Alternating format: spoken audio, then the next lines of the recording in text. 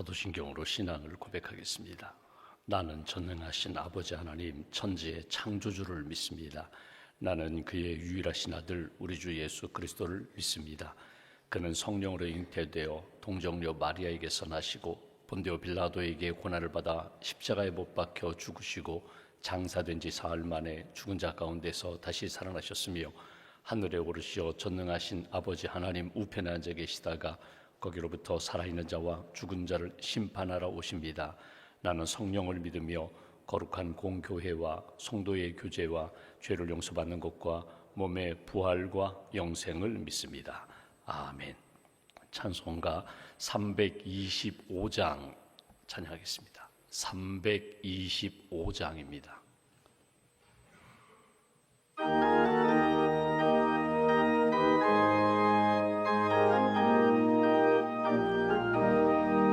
예수가 함께 계시니 시험이 오나 겁없네. 기쁨의 근원 되시는 예수를 위해 삽시다. 날마다 주를 섬기며 언제나 주를 기리고 그 사랑 안에 살면서 딴 길로 가지 맙시다. 이 세상 사는 동안에 주 이름 전파하면서 무한한 복락 주시는 예수를 위해 삽시다.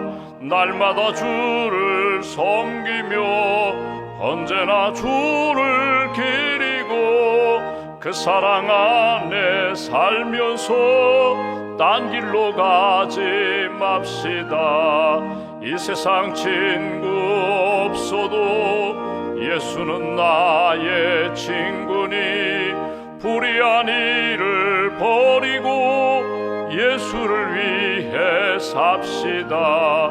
날마다 주를 섬기며 언제나 주를 기리고 그 사랑 안에 살면서 딴 길로 가지 맙시다. 주께서 심판하실 때 잘했다 칭찬하리니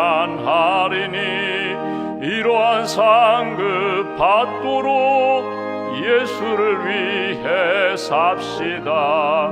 날마다 주를 섬기며 언제나 주를 기리고 그 사랑 안에 살면서 딴 길로 가지 맙시다. 기도하겠습니다. 하나님 감사합니다. 지난밤에도 저희들에게 단잠과 안식을 주시고 또 이른 아침 깨워주셔서 기도하며 하루를 시작하게 해주셔서 감사합니다. 예수님 날마다 새벽 미명 한적한 곳에 가서 기도하시고 하나님 뜻 붙잡고 하루를 시작하셨던 것처럼 오늘 우리도 주님의 뜻 붙잡고 주님의 말씀 붙잡고 성령 의지하여 하루를 시작합니다.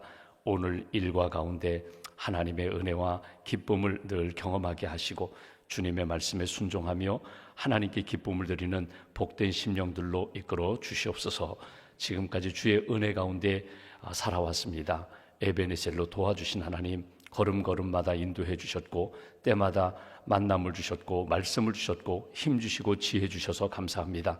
임마누엘의 하나님, 오늘도 우리가 기도할 때 함께 해주실 줄 믿습니다. 크고 놀라운 일들 보여주시고 깨닫게 해주시고 또 순종할 수 있도록 역사해 주실 줄 믿습니다.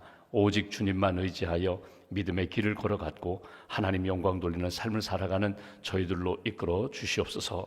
가정의 달 5월에 우리 가정 구원을 위하여 기도합니다. 아직도 예수님 믿지 않는 우리 가족들을 위하여 기도하고 권면하고 또 하나님의 은혜 가운데 마음 문이 열려 예수님을 영접하는 그런 구원의 역사가 천국 백성 천국의 기쁨을 누리는 가정 될 수 있도록 주님 함께하여 주시옵소서.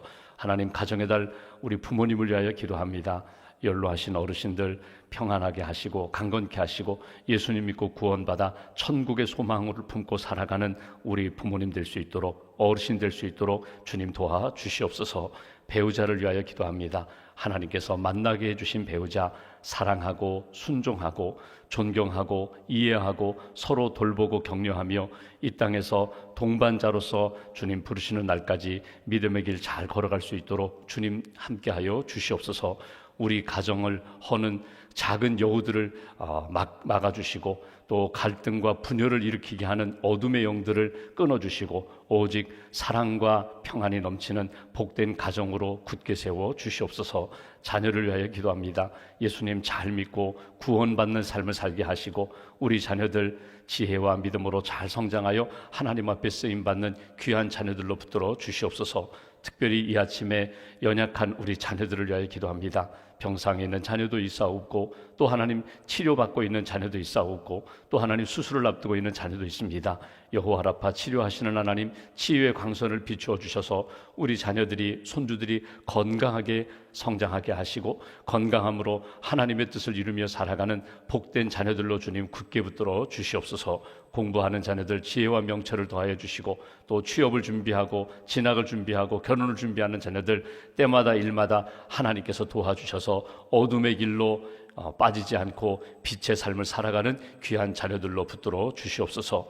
이 아침에도 주님의 몸된 교회가 협력하고 파송한 선교사님들 또 교회와 선교지를 위하여 끊임없이 기도합니다. 선교지마다 또 교회마다 영적 부흥이 일어나게 하시고 주어진 사명 잘 감당하는 선교사님들과 목회자가 될 수 있도록 주님 함께하여 주시옵소서. 우리 인도네시아 권혁수 선교사님 선교센터 사역과 또 한센인 사역 힘있게 잘 감당할 수 있도록 건강도 주시고 지혜의 영성으로 함께하여 주시옵소서. 한의자 선교사님 말레이시아 선교센터를 통하여 영어 예배를 드립니다. 또 하나님 주의 복음을 증거하며 나눕니다. 지치지 않도록 건강의 복을 더하여 주시고 하나님이 기뻐하시는 사역, 열매 맺는 사역 이어갈 수 있도록 주님 함께하여 주시옵소서. 오늘 이 아침에도 간절한 기도 제목이 있습니다. 기도하지 않으면 견딜 수 없는 힘든 시간을 보내는 분들, 기도하며 주님께 모든 것을 맡깁니다. 기도하며 주님 주시는 말씀을 붙잡고 모든 것 믿음으로 이겨나가고자 하오니 기도하는 모든 분들에게 능력 위에 능력을 채워주시고 하나님의 승리를 경험할 수 있도록 축복하여 주시옵소서. 믿음과 감사의 예물 마음을 담아 기도를 담아 봉헌하오니 예물을 받으시고 구체적인 기도 제목에 선하게 응답해 주시며 하나님이 하셨습니다 간증할 수 있는 은혜를 허락하여 주시옵소서. 한 달의 삶을 주님께 맡깁니다. 기도의 지경이 넓어지게 하시고 기도할 때 응답하시는 하나님의 놀라운 역사를 체험하게 될 줄 믿사오며 우리의 구원자가 되시는 예수님의 이름으로 기도하옵나이다. 아멘. 오늘 말씀은 디도서 1장 말씀 보겠습니다. 디도서 1장 오늘은 5절부터 9절입니다.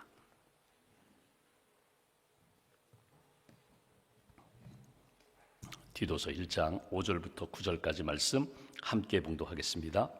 내가 너를 그레데에 남겨둔 이유는 남은 일을 정리하고 내가 명한 대로 각 성의 장로들을 세우게 하려 함이니 책망할 것이 없고 한 아내의 남편이며 방탕하다는 비난을 받거나 불순종하는 일이 없는 믿는 자녀를 둔 자라야 할지라.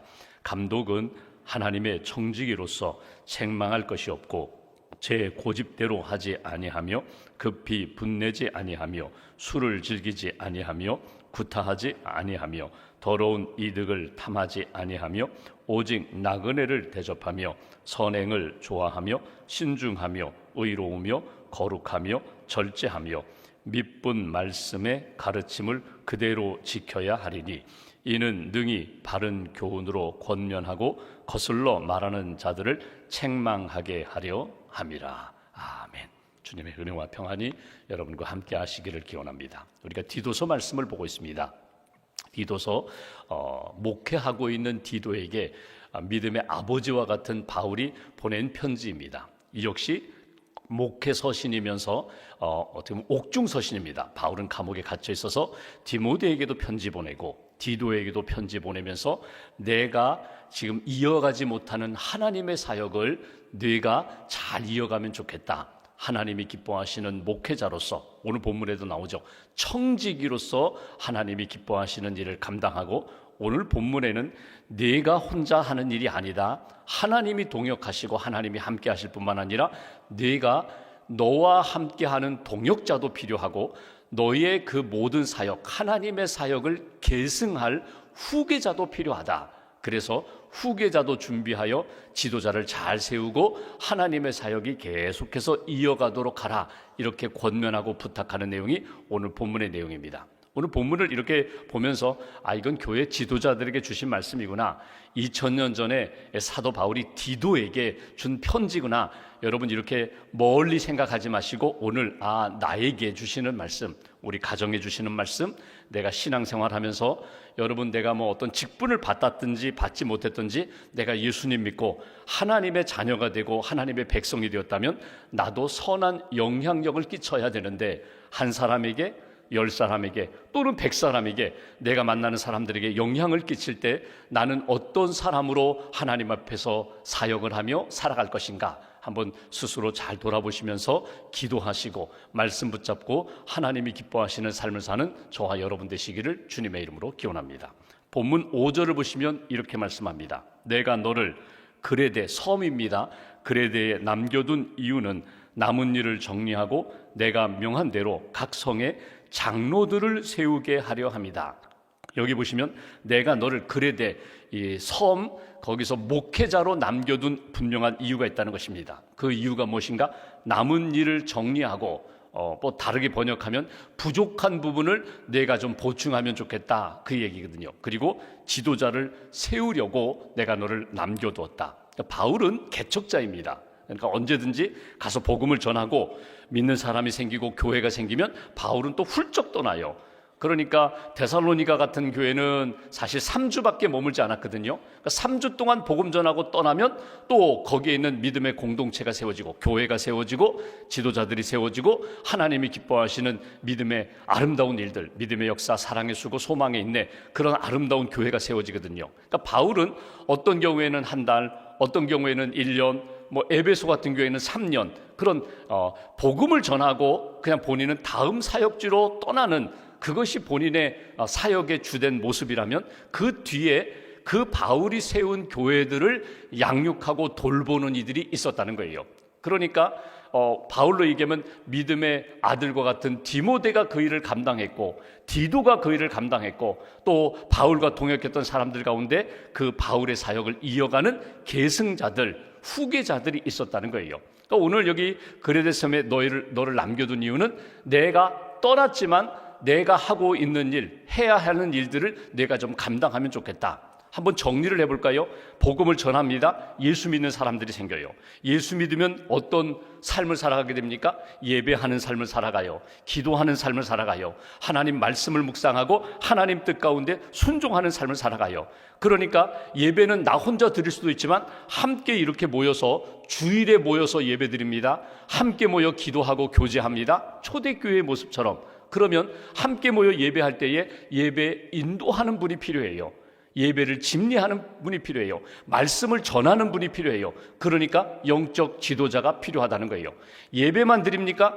말씀을 배워야죠. 하나님의 말씀을 공부해야죠. 그래서 영적으로 성장해야죠. 그러면 말씀을 가르치는 분이 필요해요. 내가 말씀을 배우고 가르칠 뿐만 아니라 나의 자녀들, 다음 세대에게 하나님의 말씀을 가르치는 교사가 필요하다는 거예요. 예배드립니다. 양육, 말씀을 가르치고 말씀을 배우게 됩니다. 그 다음에 여러분 또 봉사도 하잖아요. 섬기는, 지역사회를 섬기잖아요. 복음을 전하잖아요. 그러면 나름대로 조직을 해야 되는데, 그러면 행정 체계가 필요합니다. 행정 조직이 필요합니다. 그러다 보면은 행정 조직을 관리할 수 있는 그런 부서를 만들게 되고, 또 그 부서장을 세우는 일이, 행정 조직에 필요한 일꾼들이 필요하다는 거예요.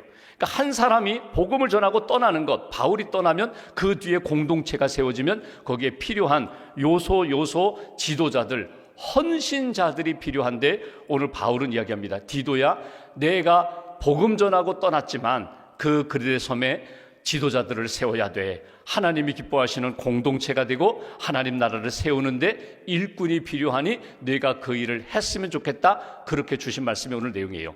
그러니까 지도자를 세우라. 오늘 본문에는 지도자 명칭이 두 가지가 나옵니다. 장로라는 명칭이 나오고 감독이라는 명칭이 나와요. 여러분, 우리가 뭐 감리교든지 장로교든지 뭐 성결교든지 침례교든지 교단마다 직분이 있고 목회자에 대한 나름대로의 그 직능, 이름이 있거든요. 목사가 있고 또 여기 표현대로 장로가 있고 감독도 있어요. 근데 여러분, 여기 장로와 감독이 오늘 우리가 가지고 있는 지금 이 시대에 교단의 체계를 갖춘 이 시대의 장로나 감독과는 조금 다릅니다. 쉽게 얘기하면요, 그레데 섬에 있는 한 지역에 또는 마을마다 여기 장로를 세우라는 것은 믿음의 지도자를 세우라는 거예요. 여러분, 장로라는 말은 사실은 원문이 수염이 있는 사람을 장로라 하거든요. 그러니까 구약의 전통으로 얘기하면 그 마을의 어르신이에요. 모두가 다 존경하는 분, 모두가 그분의 말씀이라면 받아들여야 하는, 어떤 갈등 관계에 있을 때 재판을 받으러 가면 장로님이 내가 옳다, 내가 틀렸어, 그 판결에 대하여 모두가 다 받아들일 수 있을 만큼 덕망도 있고 인격이 있는 성숙한 분, 신앙으로 이야기하면 모든 것들을 바르게 판단하고 분별할 수 있는 분, 그분이 장로예요. 여기 장로를 세우라? 감독을 세우라는 것은 어떤 표현이냐면 이건 행정체계가 갖추었을 때에 사실 넓은 의미로 보면 장로나 감독이나 같은 의미예요. 근데 장로는 인격적인 특성이 더 강하고요, 성품과 어떻게 보면은 신앙적으로 지도할 수 있는 부분이 더 강하고요, 감독이라는 것은요, 이건 기능적인 측면입니다. 행정적인 측면이에요. 그러니까 관리하고 세우고 이끌어가는 그런 지도자, 행정력이 있는 그런 지도자를 세워야 된다. 오늘 그런 의미로 주시는 메시지입니다. 그러니까 디도에게 너는 지도자를 세워야 돼. 그러면 오늘 본문에서 우리가 이렇게 받아야 될 말씀이 뭐냐면, 누구를 세우느냐, 누가 지도자가 될 수 있으며 지도자가 된 사람은 하나님 앞에서, 교회 성도들 앞에서 믿지 않는 세상 속에서 어떤 자세와 어떤 신앙의 삶을 살아야 될까, 이것이 오늘 본문에서 우리가 얻을 수 있는 교훈입니다. 6절 말씀 보실까요? 6절, 장로들을 세울 때, 지도자를 세울 때 먼저 6절 이렇게 얘기합니다. 책망할 것이 없고 한 아내의 남편이며 방탕하다는 비난을 받거나 불순종하는 일이 없는 믿는 자녀를 둔 자라야 할지라. 여기 지도자, 장로는 누구를 세워야 한다? 책망할 것이 없는 사람, 한 아내의 남편, 그리고 길게 표현했지만 결국은요, 믿는 자녀를 둔 부모가, 아버지, 어머니가 지도자가 될 수 있다, 이렇게 말씀하세요. 그러니까 지도자는 누가 되는가? 오늘 제일 먼저 강조하는 것은 바울이 이렇게 합니다. 가정을 보라는 거예요. 그 가정을 보라. 그 가정에 책망할 것이 없는가? 흠이 없는가? 다른 사람들로부터 손가락질 받고 비난을 받는가? 그러면 그 가정, 아버지, 어머니는 지도자로 세우기가 마땅치 않다는 거예요. 한 아내의 남편이라는 것은 뭐냐면, 우리는 당연히 그렇게 생각하죠. 그렇지, 한 아내의 남편이지, 한 남편의 아내지. 그런데 당시 그레데 섬의 문화는 그렇지 않았다는 거예요. 한 남자가 두 명의 아내를 두거나 이 사람 저 사람 아내라고 그렇게 말하는 그런 일들도 있었다는 거예요. 그러니까 거룩한 남편, 한 아내를 사랑하는, 그리고 한 아내와 함께 사는 그 사람이 지도자가 된다. 왜냐하면 이게 성경적이니까, 이게 창조의 질서이니까. 그리고 중요한 표현이 뭐냐면 믿는 자녀예요. 믿음의 자녀를 둔 아버지가 지도자가 될 수 있다, 이렇게 표현하면 되는데 바울은 길게 표현합니다. 다시 한번 보십시오. 6절에 이렇게 표현합니다.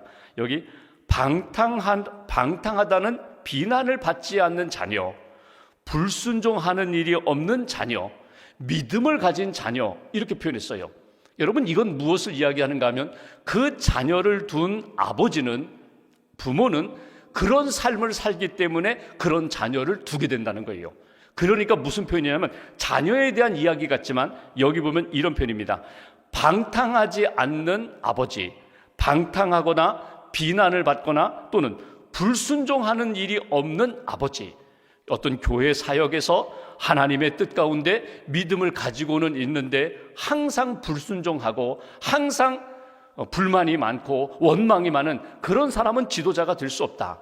그러니까 하나님의 뜻이라면 힘들고 어렵더라도 예하는 그 아버지가 곧 그 아들이 본받아서 아버지의 믿음을 따라서 무슨 일을 만나든지 하나님의 뜻이면 그런 자녀를 둔 사람이 믿음의 지도자가 될 수 있다, 장로가 될 수 있다. 이건 신약적인 교회적인 상황이기도 하지만 구약으로 거슬러 올라가면 여러분 구약 시대부터 이스라엘의 전통적인 모습과 다르잖아요. 쉽게 말하면 누가 믿음의 지도자가 될 수 있는가, 누가 그 마을의 장로와 같은 어른이 될 수 있는가, 비난받지 않고 존경받는 사람, 무슨 일을 하든지 모든 사람들에게 기준이 되는 삶을 살아가는 사람, 하나님의 뜻이라면 순종하고 헌신하는 사람, 그 사람이 지도자, 그 마을의 지도자가 되고 공동체의 지도자가 되는 거야. 제가 이 말씀을 이렇게 묵상하면서 여러분 우리 삶을 보면은요, 내가 지금 살아가고 있는 삶의 모습이 누구를 따라왔는가 하면 나도 모르게 아버지 어머니를 따라왔어요. 아들은 아버지를 닮아왔고요, 딸은 어머니를 닮아왔어요. 인정하든 인정하지 않든 나도 모르게 그렇게 살아왔어요. 시간이 지나면 내 자녀들이요, 나를 따라와요. 내 모습을 따라와요. 그런 성향으로 신앙생활도 하고 사회생활도 해요. 제가 어렸을 때 저희 아버님은 강원도에서 목회하셨어요. 저희 본가 외가는 다 충청도예요. 그러니까 명절에 뭐 이렇게 제가 명절에 뭐 할머니 댁에 갔다 그런 기억이 거의 없어요. 그냥 뭐 다른 여름방학 때는 갔을지언정 명절이나 생신 때 간 적은 거의 없거든요. 그러면 저희 아버님이 소포를 이렇게 포장을 합니다. 소포를 싸서 이제 소포를 보내요. 명절이 되면. 그러면 마지막에 소포를 다 싸서 내용물은 잘 모르겠는데 마지막 누런 종이로 이제 다 싼 다음에 여러분 빨간 그 끈 있잖아요. 끈으로 이렇게 묶을 때 꼭 저를 불러요. 저하고 동생들을 불러요. 그리고 끈을 잡으라고 해요. 그러면 제가 어렸을 때 그런 생각합니다. 아니 이거 혼자 하실 수 있는데 왜 꼭 우리를 불러서 끈을 잡으라고 하는가?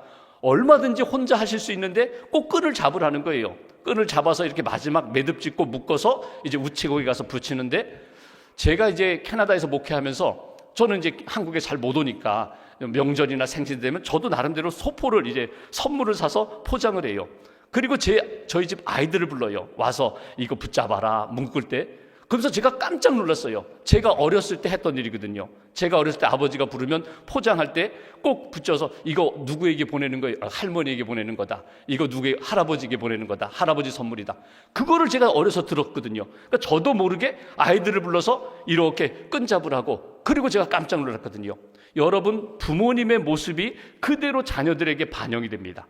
너 이거 꼭 기억해라. 너 이렇게 살아야 돼. 너 이렇게 기도해야 돼. 그러지 않아도 여러분, 내가 새벽에 깨어 기도하고 힘든 일이 있어요. 가족이 다 알아요. 우리 집안이 지금 어려운 문제가 생긴 거 알아요. 이거 어떻게 하지? 불안해요. 아버지 엄마 얼굴만 보면 불안해요. 그때에 아버지는 담대하게 기도하시고 어머니도 기도하시고 이제 문제 해결됐다. 하나님 앞에 감사하자. 또는 어려운 일이 있을 때 우리 오늘 하루 금식하자. 하나님 앞에 매달려 우리 가족 전체가 기도하자. 여러분, 이것이 인생을 결정할 수 있는 신앙적 큰 교훈이 된다는 거예요.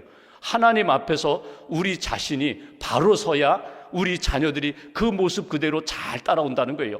우리는 신앙생활을 내 마음대로 내 기준대로 하면서 예수님 잘 믿어라, 하나님 중심으로 살아라, 효과 없어요. 하나님 앞에서 믿음을 잘 지켜야 한다.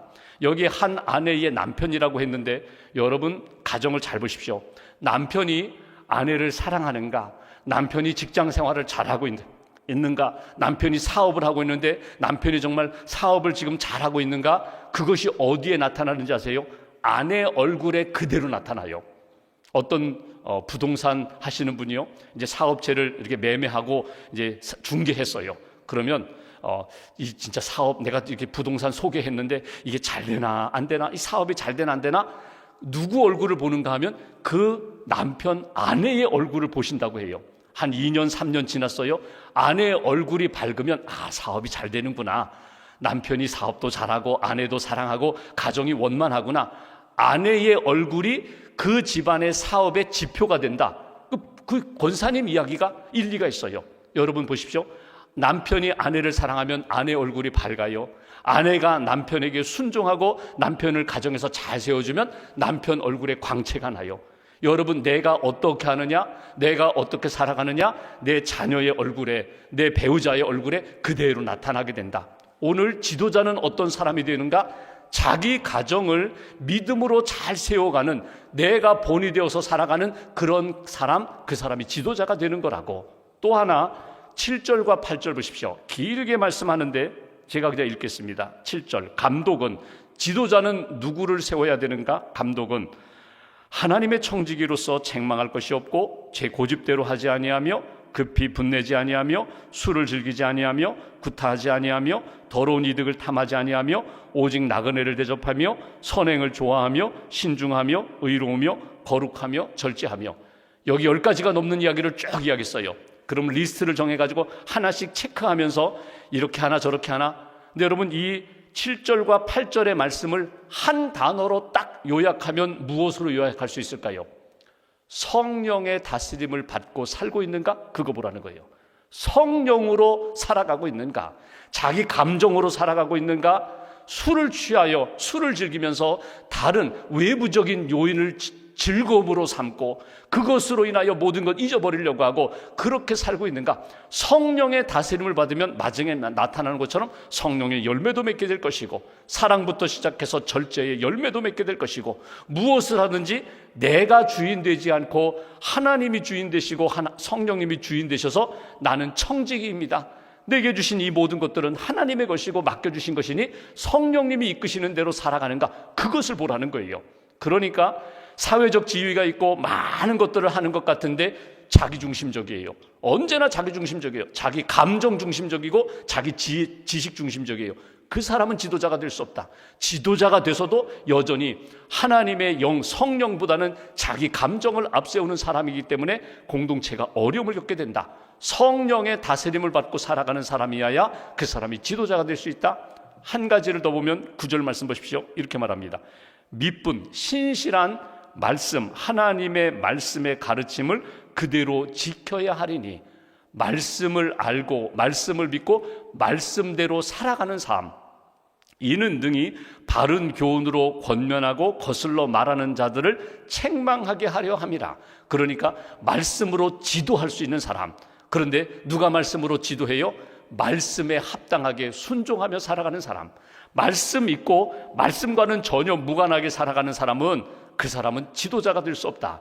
말씀을 알고 말씀을 믿고 말씀으로 양육받았을 뿐만 아니라 말씀대로 살아가는 삶, 말씀에 순종하는 삶, 그 사람이 지도자로 세워질 수 있다. 오늘 그렇게 말씀하시는 것은 뭡니다? 그러니까 세 가지예요. 오늘 장로나 감독, 어떤 사람을 세우라고요? 가정을 보라. 가정이 믿음 안에 있어요.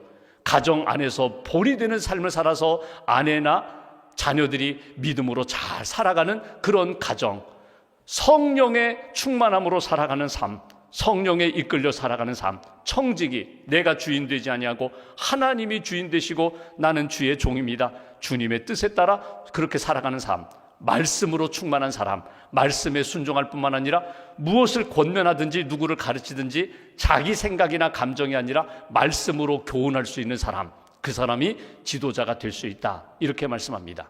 존 F 케네디 대통령이 저격을 당했죠. 그런데 저격당하기 전날 만찬 자리에서 자기의 죽음을 자기가 느꼈는지 이런 이야기를 합니다. 이 세상 모든 사람들은 마지막에 역사의 법정에 서게 됩니다. 역사의 법정. 모든 사람은 역사의 법정에 서게 돼서 거기에서 받을 질문이 있습니다. 당신은 용감했습니까? 당신은 현명한 판단을 했습니까? 당신은 맡은 일에 성실했습니까? 당신은 전적으로 희생하며 살아왔습니까? 이런 질문을 받게 될 것이고 거기에 대한 답변을 준비하며 살아야 된다. 신앙적으로 이야기해 볼까요? 우리가 마지막 주님 앞에 서는 날이 있습니다. 그때 주님께서 우리에게 질문하는 질문이 있을 거예요. 너는 믿음으로 살았느냐? 믿음에 합당하게 순종하며 살았느냐? 하나님의 뜻 붙잡고 살았느냐? 착하고 충성된 종아, 이제는 나의 안식에 들어오라. 마지막에 주님 앞에 서는 날이 누구에게나 다 있다는 거예요. 그때 하나님 앞에 부끄럽지 않게 설 수 있도록, 주님의 기쁨이 될 수 있도록 오늘 내가 늘 점검하면서 기도하면서 하나님의 말씀과 함께 살아야 된다. 이것이 오늘 바울이 디도에게 전하는 편지를 우리가 쭉 묵상하면서 하나님, 내가 오늘도 하나님 앞에 믿음으로, 사랑으로, 소망으로, 말씀으로, 성령으로 함께하면서 살겠습니다. 또 결심하고 또 다짐하고 또 점검하면서 하나님이 기뻐하시는 길을 걸어가는 저와 여러분들의 한날의 삶이 되시기를 주님의 이름으로 기원합니다. 기도하겠습니다. 말씀 붙잡고 우리가 기도하겠습니다. 그리스도의 섬에서 목회하는 디도에게 바울이 권면하는 말씀을 듣게 됩니다. 지도자를 세우라고. 너 혼자 하는 것이 아니라 너는 떠날 수 있는데 공동체를 잘 이끌 장로와 감독을 세우라고. 지도자들이 하나님의 사역자가 되어서 청지기가 되어서 공동체를 이끌어갈 것이라고. 오늘 지도자는 어떤 사람이어야 하는가? 가정을 잘 세우는 사람, 믿음으로 세우는 사람, 성령에 이끌려 사는 사람, 말씀에 충만한 사람, 그 사람이 지도자가 될 수 있다고 우리 자신을 돌아보게 됩니다. 하나님 앞에 부끄러운 종이 아니라 기쁨을 드리는 믿음의 종들이 되게 하시고 하나님이 기뻐하시는 아름다운 일에 쓰임받을 수 있도록 준비된 사람, 헌신한 사람, 그리고 주님께 쓰임받는 그런 복된 인생 되게 해달라고 말씀을 붙잡고 함께 기도하겠습니다. 하나님 감사합니다.